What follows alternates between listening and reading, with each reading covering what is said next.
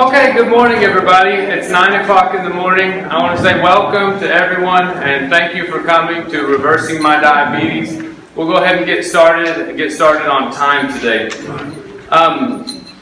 This is presented by Metabolic Coaching. Metabolic Coaching is a class that I teach every Friday. It's a paid class, and today is just a free event to kind of give back and get some diabetic education that's for free for the community, for everybody here.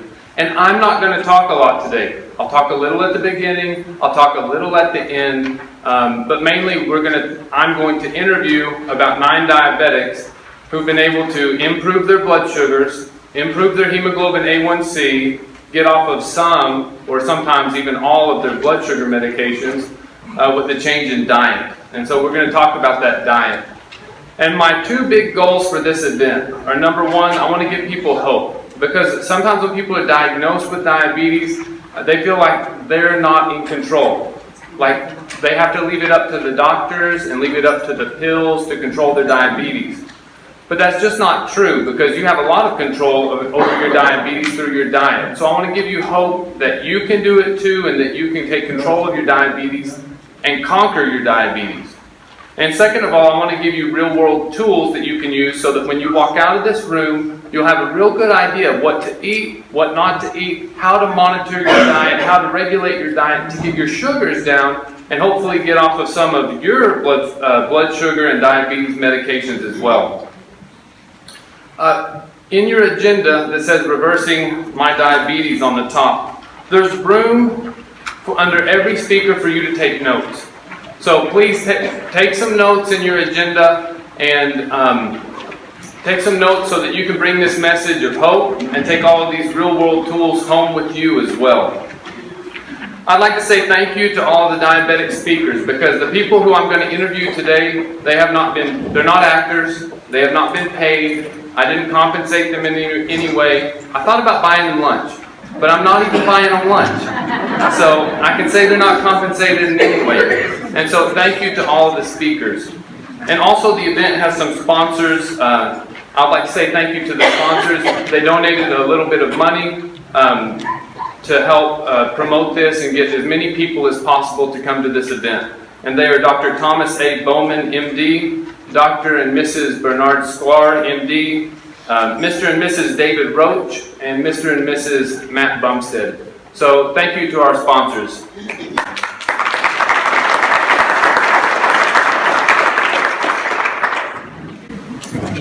A couple of quick notes before we begin. On this handout, if you'll go ahead and rip off the back page. Because this back page right here, this is a comment form. And I'll ask everybody to fill out this comment form and leave it on your chair or leave it at the registration table, one or the other when you go.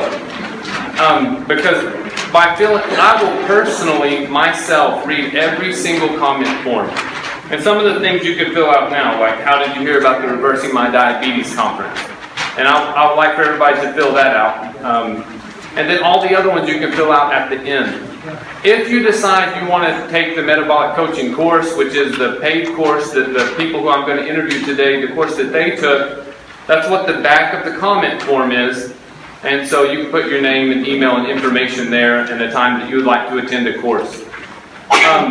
But this whole form, the comment form and the sign-up form, they're going to stay here, stay in your chair. So don't take notes on this page. I learned that because I gave a conference one time and the back of the comment form was blank. So everyone wrote their notes on the comment form and I didn't get any of them. Another announcement I would like to make about the agenda is that it's slightly changed because we have some change in the speakers. And hopefully it's in here. There we go. This is about the 3rd page. Giselda Alfaro, she is sick. She has a stomach bug, so she's canceled. And I'm going to do a video and just talk about the story of Jeanette Aldridge. That's 9:30. And then at 10 o'clock, Jeanette Aldridge has canceled because she had a death in the family. But we'll have a new speaker, Tom Collins. And Tom Collins actually has type 1 diabetes. And so I thought it would be really great to get at least one person in here who had type 1 diabetes to talk about how the diet affects type 1 for people who are on insulin. Good.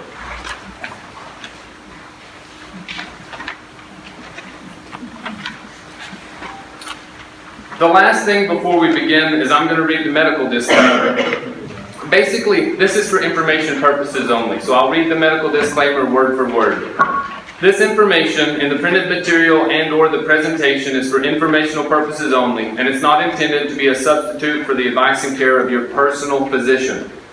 Any new lifestyle program as outlined in the printed material and/or the presentation should be followed only after first consulting with your personal physician to make sure that it's appropriate for your individual circumstances. The authors, publishers, speakers disclaim all responsibility for any adverse effects that may result from the application of the information contained in the printed material and/or the presentation. So now I've made the lawyers happy. So I'll go to the board here, and I'm just going to start off with a real quick introduction to blood sugar.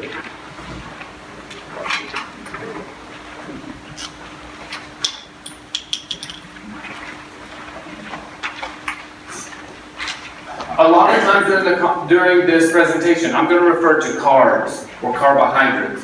And when I talk about carbs or carbohydrates, I'm talking about specifically wheat. And anything that's made out of wheat, bread, bagel, pasta, hamburger buns, anything made out of wheat. Pull it. You almost got it. There you go. Also, sugar. And the sugars include table sugar, high fructose corn syrup, and also healthy natural organic sugars like honey and maple syrup.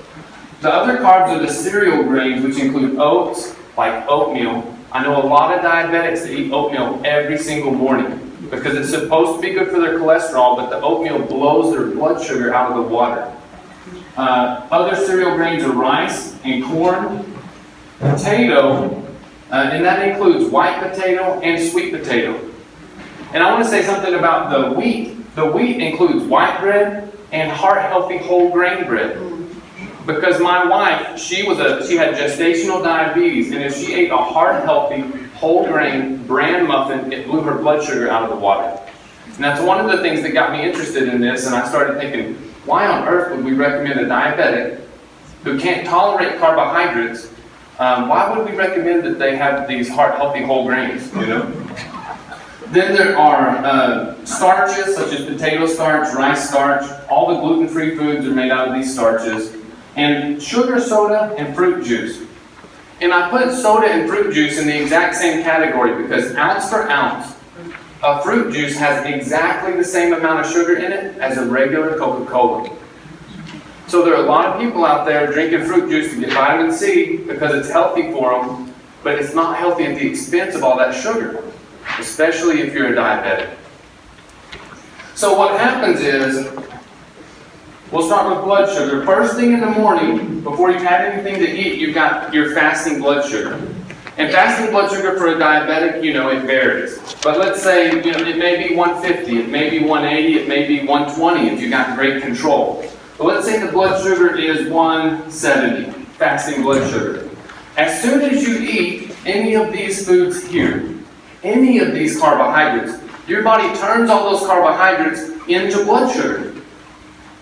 And when it turns the carbohydrates into blood sugar, within an hour, the sugar doubles. So you go from like 170 up to around maybe even 320. So it's the carbohydrates, right? It's the carbohydrates that drive the blood sugar up. Well, then how do you get the blood sugar back down? Your body makes a hormone called insulin. And the insulin comes in and drives the blood sugar down. But if you're type 2 diabetic, the insulin your body makes doesn't get the sugar down far enough. And so that's when you take all the pills, all the medications, or you take even insulin injections, or the newer diabetes injections. And so those injections drive the sugar down. Usually in a diabetic, it doesn't go all the way back down to the fasting blood sugar until the next day, unless the pills and medications are really strong and kind of drive it down. But you can see from this blood sugar curve here, there's two ways you can control your blood sugar. Number one, you just cut out the carbohydrates. If you cut out the carbohydrates, you never drive the blood sugar up. And if you don't drive the blood sugar up, then you don't need as many pills and medications and injections to get the blood sugar back down. So you can cut out the carbohydrates, or number two, you take all the pills. So you can either treat your blood sugar on the front end by never getting it up in the first place, or on the back end with medications. So the second thing,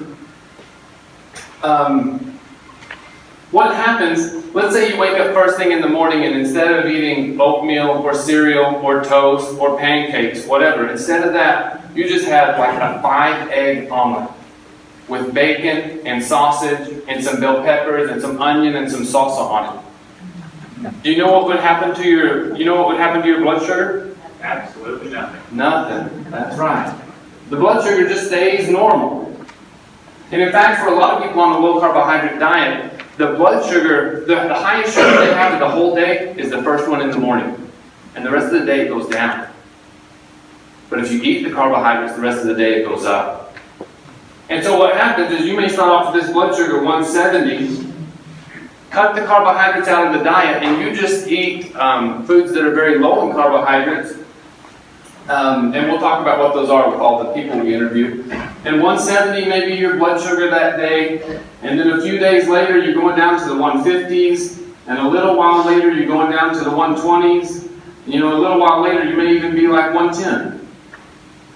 And that's when you can really start to cut out some of your medications, once your blood sugar starts to get dead normal. And so a type 2 diabetic doesn't have to have high blood sugar, period. If you cut the carbs out, your sugar can be normal, just like anybody else's, and you can get off of some or all of those medications. The last thing I want to say is a little discussion about how we got diabetic in the first place.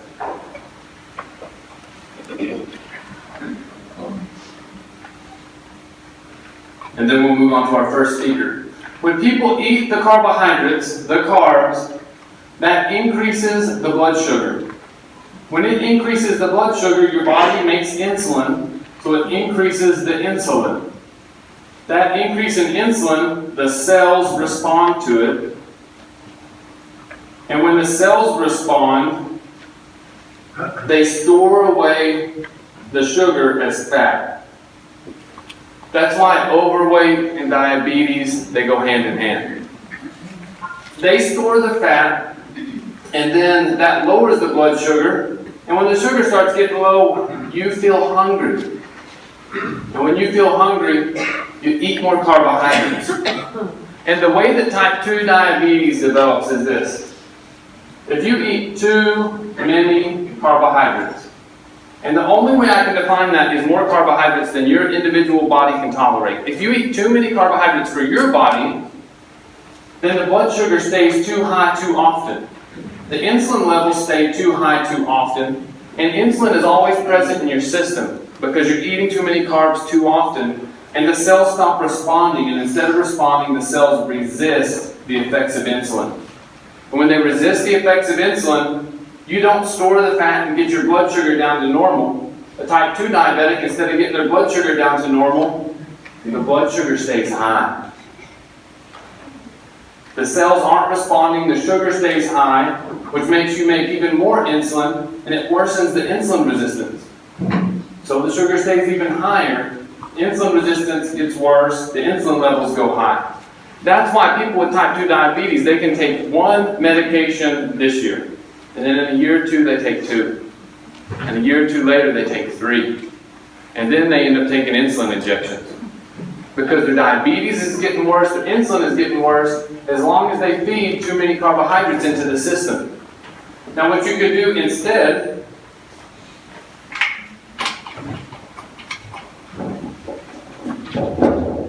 excuse me, if you the thing is this, you can't control anything below my arm.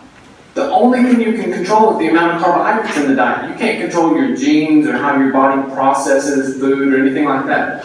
You cut these carbohydrates out of the diet. Cut them out. What happens is the blood sugar begins to normalize. When the blood sugar begins to normalize, your insulin levels begin to normalize. And when the insulin levels begin to normalize, the cells stop resisting the effects of insulin and they begin to respond again. And when the cells respond again, you break this whole cycle of insulin resistance. Insulin resistance is what causes diabetes, type 2 diabetes. It's insulin resistance syndrome. When you break this cycle of insulin resistance, that's how you get rid of your diabetes. That's how you reverse your diabetes.